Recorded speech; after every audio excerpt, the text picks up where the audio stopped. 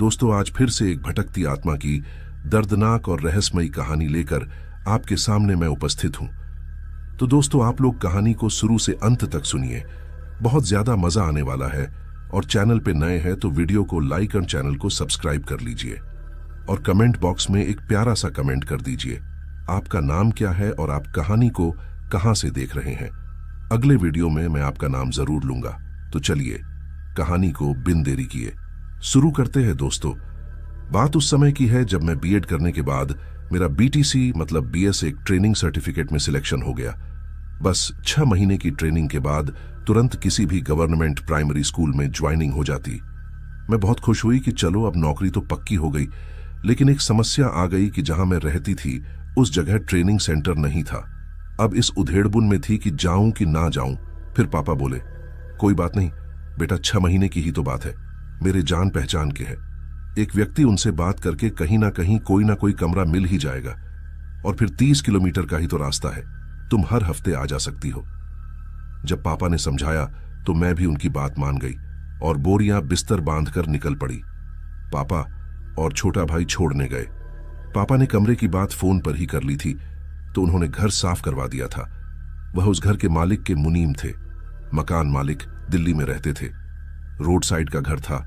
बाहर बड़ा सा लोहे का गेट था। बगल में दीवार पर उसका निर्माण समय लिखा था, लेकिन मैंने ध्यान नहीं दिया। गेट खोलते ही बड़ा सा बाड़ा था और उसके बीचों बीच एक हैंड पंप लगा था। हम और अंदर आए। अंकल ने ताला खोला। आगे बरामदा और पीछे 2 कमरे, एक कमरा सामने और एक बगल में। अंकल ने मुझे सामने वाला कमरा ना देकर बगल वाला दिया, क्योंकि उसमें एक किचन और एक अटैच बाथरूम था। और हाँ, एक पुराना बाथरूम तो बाड़े में ही था। मुझे कुछ अजीब सा लगा, लेकिन वहां रहना तो मेरी मजबूरी थी। उस समय तो मैंने वहां रहने के लिए हाँ कर दी, क्योंकि और कोई ठिकाना भी ना था। अंकल बोले, बेटा ये लो चाबियां, मुझे दिल्ली जाना है। मालिक ने संदेशा भिजवाया है, कम से कम 20 दिन लग जाएंगे वापस आने में। अच्छा, अब मैं चलता हूं। और अंकल चले गए।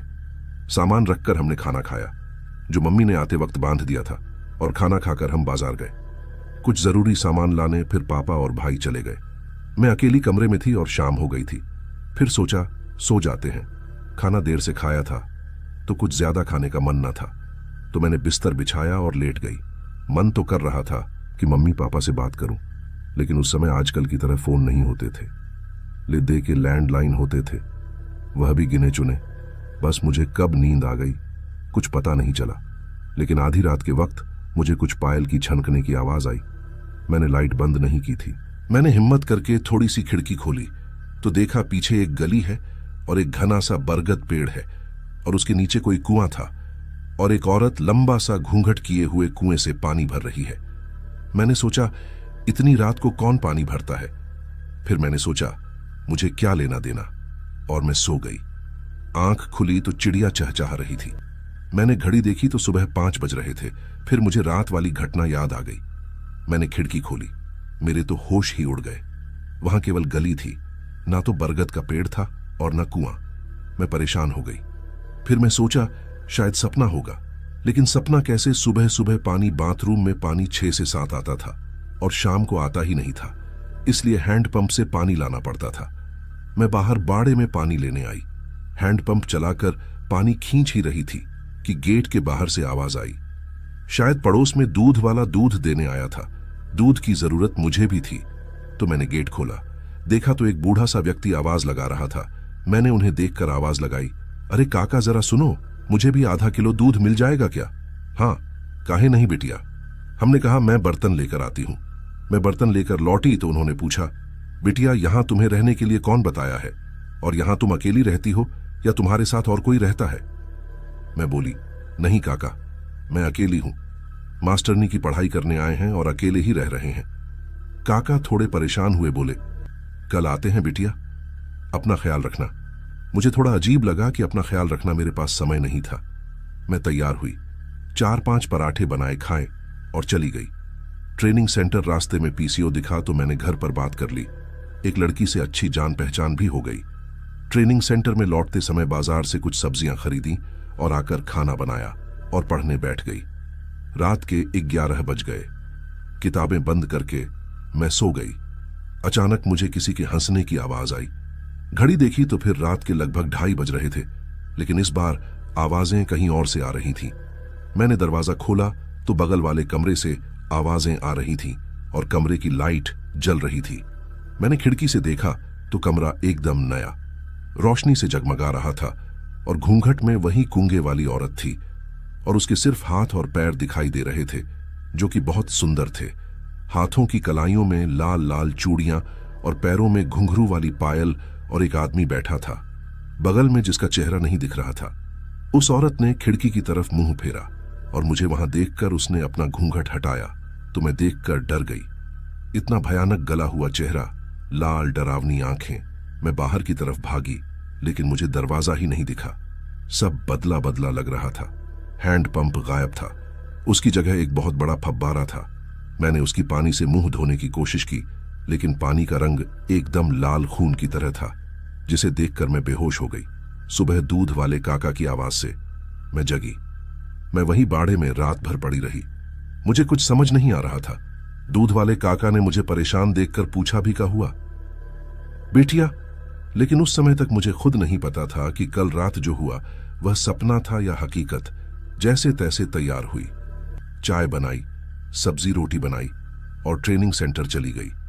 वहां दिन भर बिताने के बाद शाम को नेहा, जिससे मेरी अच्छी जान पहचान हो गई थी, मैनरी सहपाठी, उसने कहा कि उसके मकान मालिक परिवार सहित एक दिन के लिए शादी में गए हैं।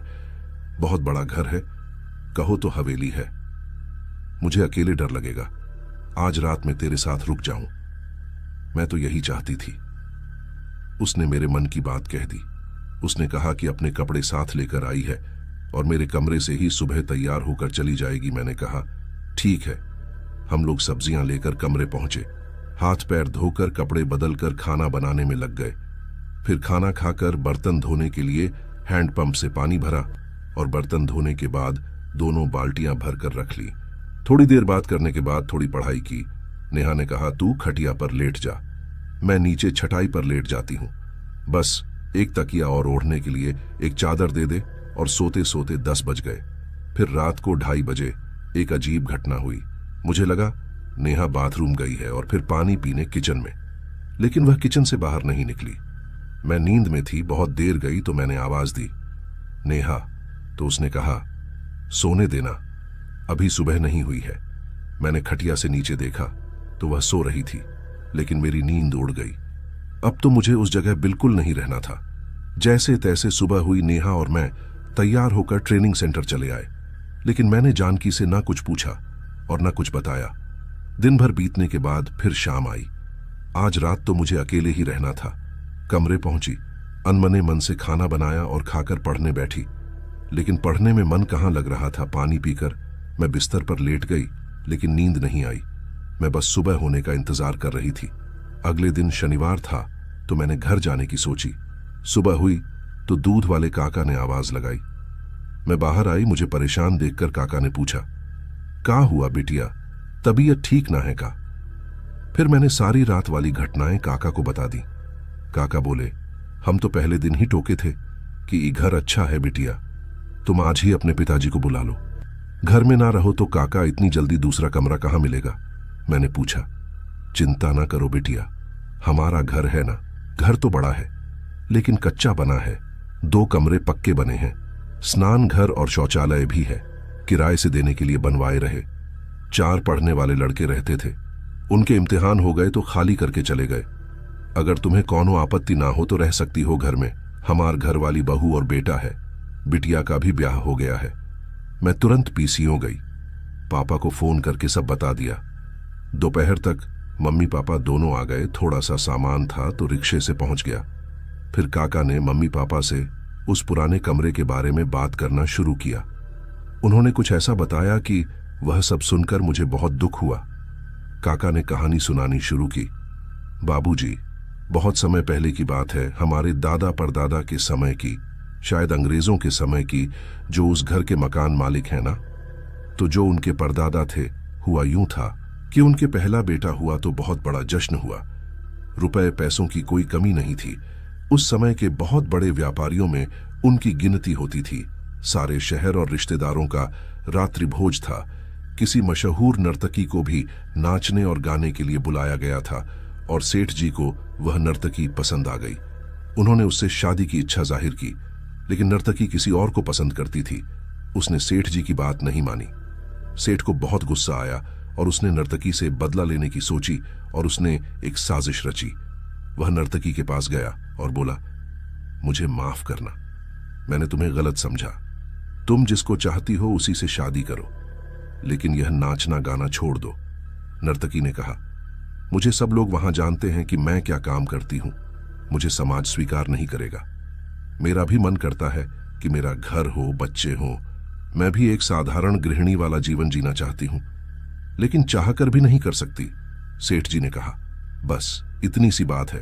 तुम ऐसा कर सकती हो जहां मैं रहता हूं। वहां कस्बे से दूर मेरा एक गोदाम है।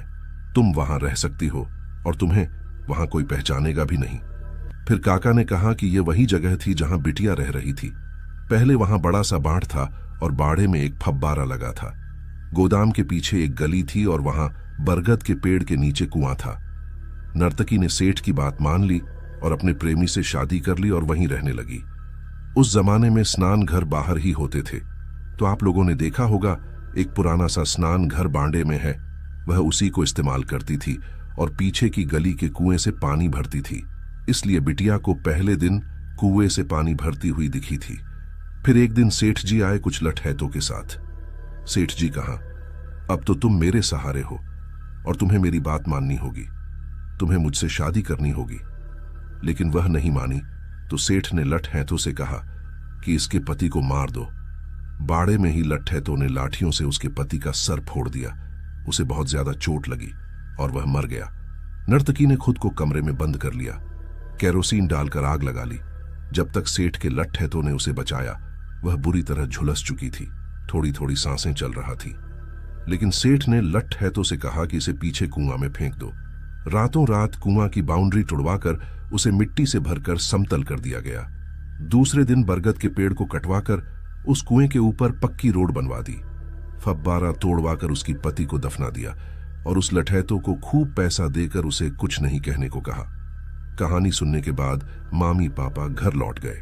मामी खाना लाई थी, मैं वहीं खाकर सो गई। दूसरे दिन संडे था। सोची सुबह थोड़ी देर तक सोऊंगी, लेकिन सुबह 3 बजे मेरी आंख खुली। कुछ आवाज सुनाई दी।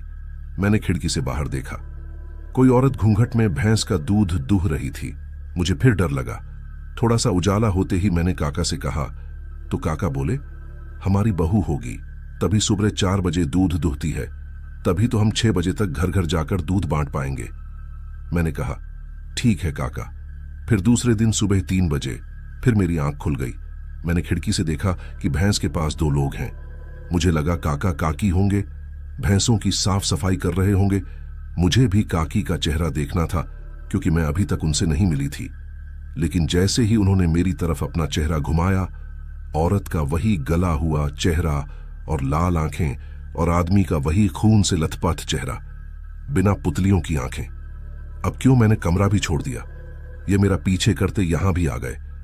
मैंने सोचा अब घर ही चली जाती हूं, शायद पीछा छूटे तैयार हुई। काका को बताया, मैं घर जा रही हूं। सुबह 8 बजे की बस मिल गई और 10 बजे तक मैं घर पहुंच गई। खाना खाया। घर में मैं और मम्मी थे। भाई कॉलेज गया था और पापा ऑफिस गए थे। मम्मी को भी कहीं जाना था। उनकी कोई सहेली बीमार थी, उनसे मिलना था। मुझसे बोली कि तू भी चल। मैंने मना कर दिया। मम्मी से कहा कि मुझे सोना है और आप बाहर से ताला लगाकर जाओ ताकि मुझे कोई डिस्टर्ब ना करे। मम्मी बाहर से ताला लगाकर अपनी सहेली से मिलने चली गई। मैं सो गई। जब उठी तो दोपहर के लगभग 1 बजे होंगे। मुझे कुछ आवाज आई। आंखें खोली तो मम्मी मेरी अलमारी में मेरे कपड़े लगा रही थी। उनके बाल खुले थे और उनकी पीठ मेरी तरफ थी। मैंने उनसे पूछा, आप कब आई? उन्होंने कोई जवाब नहीं दिया। फिर मैंने उनसे टाइम पूछा तो उन्होंने तब भी कोई जवाब नहीं दी। पता नहीं कुछ आवाज आ रही थी, जैसे उन्हें जुकाम हुआ हो। मैंने पूछा भी कि मम्मी जुकाम हो गया क्या? फिर भी कोई जवाब नहीं। फिर मैंने पानी मांगा तो वह बिना मेरी तरफ मुड़े पानी लेने चली गई। मैं खिड़की से बाहर झांकने लगी। मम्मी पानी लाई। मैंने जैसे ही पानी हाथ में गिलास लिया, वह पानी नहीं खून था। जैसे ही मैंने मम्मी से पूछना चाहा कि यह क्या है, उनका चेहरा देखकर मेरे मुंह से जोर की चीख निकली। वह मम्मी नहीं थी। फिर वही गला हुआ चेहरा और लाल आंखों वाली औरत और गायब हो गई। थोड़ी देर में मम्मी आ गई। मैंने मम्मी से सब कुछ बता दिया। मम्मी भी परेशान हो गई। शाम को पापा आए तो मैंने उनको भी बताया तो उन्हें लगा मैंने कोई सपना देखा होगा, इसलिए डर गई। करीब रात के 9 बजे हमने डिनर किया। थोड़ी देर बातें की, फिर सब सोने चले गए। मैं मम्मी के साथ सोई क्योंकि मुझे डर लग रहा था। मम्मी थकी हुई थी। वह शायद 9:45 बजे तक सो गई। मुझे नींद नहीं आ रही थी तो मैं फणीश्वर नाथ रेणु का मैला आंचल लेकर पढ़ने बैठ गई। लगभग 10 बजे तक मुझे भी नींद आ गई। लगभग 2:30 बजे रात में मुझे प्यास लगी। मैं उठी, सुराही से गिलास में पानी भरा और पी गई। लेकिन देखा बिस्तर पर मम्मी नहीं थी। मुझे लगा बाथरूम गई होंगी। मैं बिस्तर पर जैसे ही लेटी तो देखा कमरे की छत पर मम्मी छिपकली की तरह चिपकी हुई है। मैंने डरते डरते आवाज दी तो वह पीठ के बल चिपक गई और उनकी आंखें एकदम लाल। मम्मी मेरी तरफ धीरे धीरे आ रही थी। मैं जोर से चीखी और आंखें बंद कर ली। इतने में पापा और भाई भी आ गए। मेरी चीख सुनकर पापा मुझे कह रहे थे कि आंखें खोलो, लेकिन मुझे आंखें खोलने में डर लग रहा था। मैंने जब आंखें खोली तो मम्मी ठीक थी और पूछ रही थी कि क्या हुआ। मैंने सारी बात बताई तो सबको फिर मेरी बात सपने जैसी लगी। अब मैं परेशान थी कि अब क्या करूं, किसे बताऊं, ऐसा कौन है जो मेरी बात समझेगा। मैं बहुत परेशान थी। सुबह होते ही तैयार होकर मंदिर चली गई। वहां एक बूढ़े से पंडित जी दिखे। मुझे लगा शायद यह मेरी बातों को समझे। मैंने उनसे सारी बातें बताई। उन्होंने कहा, बेटा यह सब सही हो सकता है। उन्होंने कहा, अभी के लिए तुम यह रुद्राक्ष की माला पहन लो। उन्होंने कुछ मंत्र पढ़े और गंगा जल में माला धुलकर मुझे पहना दी। मैं घर आ गई। दिन ऐसे ही बीत गया। रात को मैंने मम्मी को अपने पास नहीं सुलाया, लेकिन रात में फिर एक अजीब घटना हुई। मेरी कपड़ों की अलमारी के अंदर से बहुत जोर से ठक ठक की आवाज आ रही थी। मुझे लगा कोई चूहा है। मैंने जैसे ही अलमारी खोली किसी का हाथ आया मेरे गले तक, लेकिन मेरा गला नहीं पकड़ा, शायद रुद्राक्ष की माला की वजह से। लेकिन कमरे की छत पर वही घूंघट वाली औरत फिर आ गई। सर से नीचे आकर उसने अपनी शक्तियों द्वारा मुझे पटकना शुरू कर दिया। बहुत ऊपर तक ले जाती और उछाल देती। शोर सुनकर मम्मी पापा और भाई भी आ गए, लेकिन वह रुक नहीं रही थी। उसने मुझे लहूलुहान कर दिया। शायद रुद्राक्ष की माला पहनने से वह नाराज हो गई थी। तभी भाई दौड़कर आया और गंगा जल पूरा कलश मुझ पर उड़ेल दिया और वह आत्मा अचानक गायब हो गई। अब पापा को भी विश्वास हो गया था तो मैंने पापा को पंडित के बारे में बताया। सुबह पापा मंदिर गए और पंडित को सारी बात बताई। पंडित ने कहा, मैं शाम को आपके घर आता हूं। मैं आत्मा से बात करता हूं कि वह क्या चाहती हैं। बस मैं पूजा की सामग्री लिख देता हूं तो आप मंगा लीजिए। शाम को पूजा की तैयारी हुई। पंडित जी ने पूछा, शुरू की। आत्मा प्रकट हुई, वो भी मम्मी के शरीर में, और पंडित ने बातें पूछनी शुरू की। उसने कहा कि मैं उस सेठ से बदला लेना चाहती थी, लेकिन सेठ के चचेरे भाई ने ही उसकी जायदाद के लालच में हत्या कर दी। तब से हमारी आत्माएं उसी गोदाम में भटक रही हैं। हम इस रूप में नहीं रहना चाहते। मुझे और मेरे पति को अब मुक्ति चाहिए। यह लड़की जब वहां रहने गई तो हमें लगा कि इसके सहारे हम मुक्त हो सकते हैं, लेकिन यह भी हमें छोड़कर आ गई तो इसके पीछे पीछे हम भी आ गए। बस हमारा अंतिम संस्कार करके हमारी आत्मा को मुक्ति दिला दीजिए। हम कभी किसी को परेशान नहीं करेंगे। और वह गायब हो गई। पंडित जी ने कहा, मैं जिले के पुलिस स्टेशन में बात करता हूं। मेरा भतीजा वहां काम करता है। वह गोदाम से दोनों के अस्थिपंजर निकलवा देगा और मैं विधिवत उनका अंतिम संस्कार करवा दूंगा। और यही किया गया। उस दिन के बाद वह आत्माएं मुझे नहीं दिखी तो दोस्तों यहां खत्म होती है। आज की पहली कहानी तो चलिए सुनते हैं आज की दूसरी कहानी। पवन की मां पवन से बोली, जल्दी से खाना खाकर तैयार हो जा, रात को 9 बजे हमारी ट्रेन है, मां ने मुझसे कहा। मैंने कहा, ठीक है मां, और मैंने अपने कंचे चंदा पौवा खेलने वाली कौड़ी और अपनी गेंद मां को देते हुए कहा कि लो मां, यह सब भी रख लेना। मैं बहुत खुश था क्योंकि हम दिवाली की छुट्टियों में गांव जा रहे थे और मुझे अपने गांव जाना बहुत पसंद था। यह बात उस समय की है जब मैं करीब 8-10 साल का रहा हूंगा। अब तो ना वह बचपन रहा और ना वैसे खेल। हाँ, तो मां ने मुझसे तैयार होने को कहा और फिर मां मेरी छोटी बहन को गोद में लेकर और भी सामान देखने लगी कि कहीं कुछ रह तो नहीं गया। मैं बहुत ही खुश था। मेरी पढ़ाई की वजह से ही हमें पापा के साथ कस्बे में रहना होता था। लेकिन मुझे तो गांव पसंद था और अब कुछ दिनों के लिए ही सही अपने गांव जा रहा था। पता है, जब हमें गांव जाना होता था तो पापा पहले से ही दादाजी को चिट्ठी लिख देते थे कि हम आ रहे हैं, और दादाजी सुबह 5 बजे बैलगाड़ी लेकर स्टेशन पर आ जाते थे, क्योंकि स्टेशन से गांव 4-5 किलोमीटर दूर था और उस समय बस भी ज्यादा नहीं चलती थी। इक्का दुक्का तांगे चलते थे तो वह लोग गांव की पक्की सड़क तक ही छोड़ देते थे। पक्की सड़क से अंदर गांव का कच्चा रास्ता भी 2-3 किलोमीटर का था और हम 2-2 बच्चे और इतना सामान, माँ पापा परेशान हो जाते थे। इसलिए दादाजी को पहले चिट्ठी लिखकर बता दिया जाता था कि हम इतने तारीख को आ रहे हैं। तो हम रात को स्टेशन पहुंच गए। उस समय स्टेशन भी छोटे छोटे ही होते थे, प्लेटफॉर्म भी बहुत नीचे होते थे, गाड़ी में चढ़ने पर परेशानी होती थी। हम गाड़ी में चढ़ गए। कोयले वाला इंजन हुआ करता था उस समय, वह भी काला काला इंजन ने सीटी दी। गाड़ी चल पड़ी, हमें जगह भी मिल गई। उस समय रात को ज्यादा लोग सफर नहीं करते थे, इसलिए फिर मुझे नींद आ गई। सुबह गाड़ी पहुंची तो अंधेरा था। हम सब उतरे। मां ने मुझे शाल उड़ा दिया, क्योंकि दिवाली के समय हल्की ठंड हो जाती थी। फिर हम स्टेशन के बाहर आए, देखा तो दादाजी आ चुके थे। तब ज्यादा हर जगह बिजली नहीं हुआ करती थी। दादाजी अपनी लालटेन साथ लेकर आए थे। साथ में छोटे चाचा भी थे।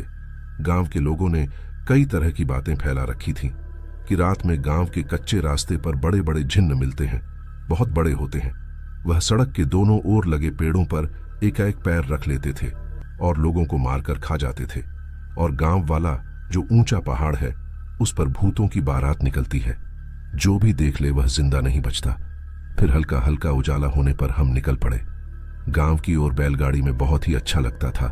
रास्ते भर बहुत सारे पुराने जमाने के घरों के खंडहर मिलते थे, वह सब मुझे बहुत अच्छे लगते थे। रास्ते में मोर भी दिख जाते थे। नाचते हुए नीलकंठ और तोते भी बहुत हुआ करते थे उस समय, और सबसे ज्यादा उस समय गिद्ध हुआ करते थे। हमारे गांव के रास्तों में गंदगी खाते हुए दिख जाते थे। रास्ते में चाचा तो पैदल ही चल रहे थे और मुझे झाड़ियों से छोटे छोटे वाले बेर तोड़कर दे रहे थे। मैं खाता था, जा रहा था, बहुत ही अच्छा लग रहा था। बैलगाड़ी में बैठकर फिर हम गांव पहुंच गए और मेरी धमा चौकड़ी शुरू हो गई। सभी दोस्तों के घर हो आया, दोस्तों के साथ मिलकर मिट्टी के ट्रैक्टर बनाए और भी ना जाने कहां कहां घूमने गया। फिर दूसरे दिन सबने मिलकर कहा, चलो खेतों में चलते हैं, चने का साग उगाया है, वहीं नहर के किनारे खेलेंगे। मैंने कहा ठीक है, और हम सब खेतों की ओर निकल पड़े। हमने वहां पहुंचकर खूब चने का साग खाया और हरी मटर, नए नए पौधों की मीठी मीठी कोपलें खाई। छोटे छोटे पोखर थे, वहां उनमें बेशर्म के गुलाबी गुलाबी फूल फूले थे। बहुत मजा आ रहा था। खेतों के उस तरफ बहुत बड़ा पहाड़ था जिस पर भूतों की बारात निकलती थी, ऐसा गांव वाले कहते थे। मेरा कई बार वहां जाने का मन होता था, लेकिन कोई ना कोई रोक देता था। उस दिन भी मैंने सबसे पहाड़ पर चलने के लिए कहा, लेकिन सबने मना कर दिया। उस दिन मैं भी नहीं जा पाया, लेकिन मैंने सोचा कि मैं अब अकेले वहां जाकर रहूंगा और देखूंगा कि आखिर वहां है क्या। दूसरे दिन मैं अकेले ही खेतों की ओर निकल पड़ा और पहुंच गया पहाड़ के दूसरे छोर पर, जहां मुझे नीचे से कोई भी नहीं देख सकता था। कई बार फिसला भी, लेकिन पहुंच गया। वहां जाकर देखा कि एक छोटा सा मंदिर है, नीम के पेड़ के नीचे, और मंदिर से थोड़ी दूर एक छोटी सी झोपड़ी बनी है। अब मुझे बहुत जोर की प्यास लगी थी। वहां कहीं भी पानी नहीं दिख रहा था। मैं झोपड़ी के पास जैसे ही पहुंचा, किसी ने मेरे कंधे पर हाथ रखा। मैंने पीछे मुड़कर देखा तो कोई 16-17 साल की लड़की घाघरा चोली पहने खड़ी थी, बहुत ही सुंदर, और उसके माथे पर बिंदी और मांग में सिंदूर से पता चल रहा था कि वह शादीशुदा है। मैं उसे ऐसे अचानक देखकर चौंक गया। उसने कहा, डरो नहीं छोटे भैया, मैं सौम्या। मैंने कहा, मुझे प्यास लगी है। उसने कहा, ठहरो, और वह झोपड़ी के अंदर गई और लोटे में पानी लेकर आई। मैंने एक सांस में सारा लोटा खाली कर दिया। वह मुस्कुराकर बोली, भूख भी लगी है? मैंने कहा, हाँ, और वह एक थाली में गुड़ रोटी और लोटे में छाछ ले आई। मैंने वह खा लिया। थोड़ी देर में एक आदमी कंधे पर लकड़ियां लेकर आ पहुंचा। वह बोली, यह मेरे पति हैं। उस आदमी ने कहा, मैं सिवा उसकी उम्र भी 19-20 साल हो रही होगी। मैंने कहा, ठीक है, आज से तुम मेरी सौम्या दीदी और तुम मेरे सिवा भैया। मैंने उन लोगों से थोड़ी देर बातें की। फिर शाम होने को थी। तो वह लोग बोले, पवन, अब तुम घर जाओ, कल आना, लेकिन किसी से यह मत बताना कि हम यहां रहते हैं। तुम्हारा जब भी मन करे तुम हमसे मिलने आ जाना। मैंने कहा, ठीक है, मैं कल फिर आऊंगा। और मैं वहां से चला आया। मुझे आते आते शाम हो चली थी। रास्ते भर खेतों से लौटते हुए लोग मिल रहे थे। डूबते सूरज की लालिमा भी फीकी पड़ती जा रही थी। चरवाहे भी जानवरों को चराकर घर लौट रहे थे। जानवरों के गले में बंधी हुई घंटियों की आवाज एक के बाद एक सुनाई दे रही थी और कुछ पनिहारियां भी पानी भर कर आ रही थी, कुछ पानी भरने जा रही थी। मैं घर वापस आ गया और घर आकर मैंने किसी से भी कुछ नहीं कहा। मां ने पूछा भी कि कहां था। दिन भर मैंने कहा दोस्तों के साथ। फिर मां ने भी कुछ नहीं पूछा। हल्का हल्का अंधेरा हो रहा था। मां चूल्हे पर खाना बना रही थी। फिर सबको दादी ने खाना खाने के लिए कहा। उस समय लालटेन या डिबरी की ही रोशनी हुआ करती थी। दादी ने सबके लिए खाना परोसा। सबने खाना खाया। मैंने खाना खाते हुए दादी से पूछा कि दादी, सच में उस खेतों वाले बड़े पहाड़ पर भूत रहते हैं? दादी बोली, हां, हमारे बुजुर्ग बताते थे कि उस पहाड़ पर भूत रहते हैं। फिर सब सो गए। दूसरे दिन मैं फिर उस पहाड़ पर चला गया। मुझे शिवा भैया और सौम्या दीदी बहुत अच्छा लगे। मैं अब रोज रोज वहां जाता, उनसे बात करता और चला आता। फिर दिवाली आई। मैं 3 दिनों तक पहाड़ पर नहीं जा पाया और गांव में मेला भी लगा था। मैंने मेले से बांसुरी खरीदी। शिवा भैया के लिए उन्होंने बताया था कि उन्हें बांसुरी बजाना पसंद है, लेकिन वह गांव जाकर नहीं खरीद सकते। मैं दिवाली के बाद उन लोगों से मिलने गया। शिवा भैया के लिए बांसुरी और दोनों के लिए दिवाली का प्रसाद भी लेकर गया। शिवा भैया ने बांसुरी तो ले ली, लेकिन जैसे ही मैं दोनों को प्रसाद देने लगा तो दोनों डर कर बोले, यह प्रसाद हम नहीं ले सकते, इसे उस टीले पर रख दो, पशु पक्षी खा जाएंगे। मैंने सोचा नहीं खाना होगा प्रसाद, इसलिए ऐसा कह रहे हैं। मैंने भी प्रसाद टीले पर जाकर रख दिया। शिवा भैया ने बहुत अच्छी बांसुरी बजाई। सुनकर बहुत अच्छा लगा। मुझे अब आदत सी पड़ गई थी। उन दोनों से ना मिलूं तो अच्छा नहीं लगता था। और सौम्या दीदी भी मेरे आने का हमेशा इंतजार करती थी। एक दिन ना पहुंच तो परेशान हो जाती थी। पूछती थी, क्यों पवन, कल क्यों नहीं आए? तुम आते हो तो अच्छा लगता है, ऐसा लगता है कि अभी भी कोई अपना है। फिर मेरे स्कूल की छुट्टी भी खत्म होने वाली थी और पापा के ऑफिस की भी। अब हमें वापस लौटना था। मुझे बहुत बुरा लग रहा था। पापा ने कहा कि हम 2 दिन के बाद वापस जा रहे हैं। मैंने सोचा अब मैं सौम्या दीदी से नहीं मिल पाऊंगा। मैंने पापा से पूछा, लेकिन पापा, मैं कल तो अपने दोस्तों के साथ खेतों में घूमने जा सकता हूं। पापा बोले, नहीं। मैंने कहा कि हम तो 2 दिन के बाद जा रहे हैं, तो कल तो मैं घूमने जा सकता हूं ना। पापा बोले, कल हमें किसी के यहां जाना है, वह भी सभी परिवार के। तभी दादी बोली, बेटा कहां जाना है, किसके यहां? पापा बोले, वो पड़ोस वाले गांव का मेरे बचपन का सहपाठी था ना, दीपक सिंह, उसके यहां 2 बेटियों के बाद बेटा हुआ है। वह भी गांव में नहीं रहता, बाहर कहीं नौकरी करता है, लेकिन इस समय गांव में है। कल उसके बेटे का नाम करण और साथ में भोज भी है, तो उसके यहां जाना है। दादी बोली, अच्छा वही दीपक, तब तो बहुत अच्छी बात है, हम सब चलेंगे। मैं अभी सुनार के यहां से बच्चे के लिए कुछ ले आती हूं। बाजार भी तो जाना होगा, बच्चे और बहू के लिए कुछ कपड़े लेने होंगे। पापा बोले, हाँ मां, अभी चली जाओ। दादी सामान लेने चली गई और मैं सोच में डूब गया कि कल मैं नहीं जा पाऊंगा दीदी के पास। अब दूसरे दिन हम सब दीपक सिंह अंकल के यहां पहुंचे। उनके बड़े भाई दिवाकर सिंह मुझे कुछ अजीब और डरावने लगे। बचपन का कोमल मन जरा जरा सी डरावनी चीजें देखकर भयभीत हो जाता है, लेकिन उनकी पत्नी अच्छी थी। मुझे बड़े से प्यार से गोदी में बिठाकर बातें की। फिर मैं दीपक सिंह अंकल की बेटियों के साथ खेलने लगा। थोड़ी देर बाद सब पंगत में बैठे, सबने खाना खा लिया। फिर महिलाओं की बारी आई, लेकिन तभी दिवाकर सिंह जी की पत्नी दौड़ते हुए आई और बोली, डॉक्टर जी को जल्दी बुलाइए, दीदी की बहुत ज्यादा तबीयत खराब हो गई। मेरी माँ और दादी खाने से उठकर अंदर पहुंचे और बाकी लोगों से कहा गया कि आप लोग खाना खाएं। यह थी दीपक सिंह अंकल और श्याम सिंह की विधवा बहन, जो पूरी तरह से अपने भाइयों पर आश्रित थी। डॉक्टर को बुलाया गया। डॉक्टर ने कहा, घबराने की बात नहीं है, इसे थोड़ी कमजोरी है, इनका ख्याल रखिए। डॉक्टर के जाने के बाद हम सब अंदर पहुंचे उन्हें देखने। लेकिन यह क्या, मैंने उनके कमरे में जाकर देखा कि एक दीवार पर सौम्या दीदी की फोटो लगी थी। मैंने सबसे कहा कि यह तो सौम्या दीदी है। सब पूछा, लेकिन तुम कैसे जानते हो? मैंने कहा कि ये और सिवा, भैया तो हमारे गांव के ऊंचे वाले पहाड़ पर झोपड़ी में रहते हैं। तभी दिवाकर सिंह की बहन बोल पड़ी, कहाँ है मेरी बेटी? कोई कुछ नहीं बताता, ना जाने कहाँ चली गई। वो उस चरवाहे से प्यार करती थी। एक रोज वो उसके साथ ना जाने कहाँ चली गई। फिर तब से लौटकर नहीं, अपनी मां के बारे में भी नहीं सोचा। मेरा क्या होगा? वो मेरी इकलौती संतान थी। तब मैंने कहा, बुआ जी आप परेशान ना हो, मुझे पता है वह दोनों कहाँ रहते हैं, मैं रोज उनसे मिलता हूं। पहाड़ पर मुझे सौम्या दीदी खाना भी खिलाती है। तभी दिवाकर सिंह बोले, ऐसा कैसे हो सकता है कि वह लोग जिंदा है? मैंने अपने हाथों से ही उनके खाने और पानी में जहर मिलाया था। तभी दीपक सिंह अंकल बोले, ये क्या कह रहे हैं भैया? दिवाकर सिंह बोले, हाँ, मुझे ऐसा करना पड़ा। उस लड़की ने सारे समाज के सामने हमारी नाक कटवा दी, तभी मुझे ऐसा करना पड़ा। एक दिन मुझे पता चला कि वह दोनों यहां से भागकर पड़ोस वाले गांव के पहाड़ पर छुप कर रह रहे हैं। मैं ताक में था कि दोनों झोपड़ी से बाहर जाएं। सिवा लकड़ियां लेने चला गया और सौम्या दूर पानी भरने चली गई। झोपड़ी में गया, देखा तो एक छोटा मटका छाछ से भरा है और एक बड़ा सा मटका पानी से। मैं दोनों में विष घोलकर भाग गया।